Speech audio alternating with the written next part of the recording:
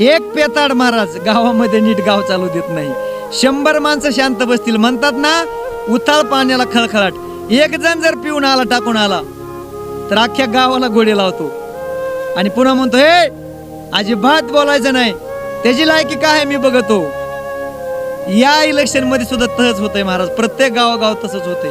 ज्याला काडीची अक्कल नाही, कुणाची तरी घेऊन येतोय 10-5 रुपये, अख्ख्या गावाला झोपा येऊ द्या नाही, प्रत्येकाला घोडे लावून मोकळा.